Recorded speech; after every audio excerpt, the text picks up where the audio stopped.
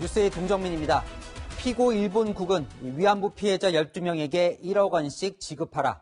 우리 법원이 오늘 내린 판결인데 피고 일본국 이 부분이 중요합니다. 위안부 문제에 대해 당시 일본 정부의 법적 책임을 인정한 첫 번째 판결입니다. 일본 정부는 그동안 다른 국가를 소송 대상자로 삼을 수 없다는 이른바 국가 면제론을 들어 소송을 거부해왔는데 재판부는 이를 인정하지 않았습니다. 위안부 할머니들도 기뻐했는데요. 이 비슷한 재판이 이어지는 데다 일본 정부로부터 배상을 받기 위한 후속 조치도 이어질 수 있어 한일 관계에도 파장이 있을 것으로 보입니다. 김민곤 기자입니다. 고 배춘희 할머니 등 위안부 피해 할머니 12명이 일본을 상대로 손해배상을 요구한 건 지난 2013년. 7년이 지난 오늘 법원은 일본이 피해 할머니들에게 1억 원씩 모두 12억 원을 배상해야 한다고 판결했습니다. 일본의 위안부 동원은 반인도적 범죄라는 겁니다. 재판부는 일본군과 국가기관이 전례를 찾아볼 수 없는 위안소를 조직적으로 운영했다며 피해 할머니들이 입은 정신적 고통을 배상할 의무가 있다고 설명했습니다. 다른 국가를 피고로 한 재판은 할 수 없다는 국제관습법인 국가면제도 적용되지 않는다고 봤습니다. 또 2015년 한일 양국의 위안부 합의로 피해자들의 손해배상 청구권이 소멸된 것도 아니라고 판단했습니다. 피해 할머니 측은 환영의 뜻을 밝혔습니다. 정말 감개가 무량합니다. 일본군 위안부 피해 할머니들 그간 당했던 것에 대한 최초의 지금 판결이라는 의미가 있지 않습니까?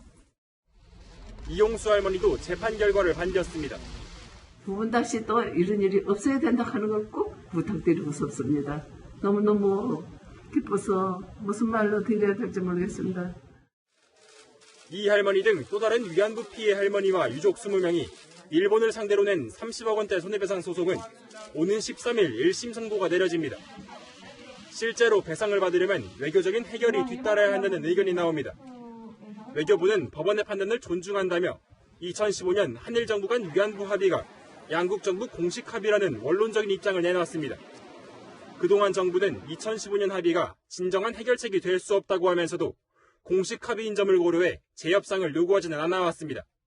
채널A 뉴스 김민곤입니다. 일본 정부는 판결 직후 남간표 주일대사를 불러 강하게 항의했습니다.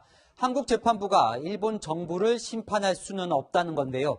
일본 언론도 기업이 아니라 정부의 배상 책임을 인정했다는 점에서 2년 전 강제징용 배상 판결보다 더 큰 갈등이 빚어질 수 있다고 보도했습니다. 자, 그때 일본의 수출 규제 보복으로 시작된 한일 갈등이 재현될지 도쿄 김범석 특파원 연결해 보겠습니다. 자, 이 스가 정부가 즉각 반박에 나섰죠. 네, 판결 소식이 전해지자 일본 정부는 이곳 외무성으로 남간표 주일 한국 대사를 불렀습니다.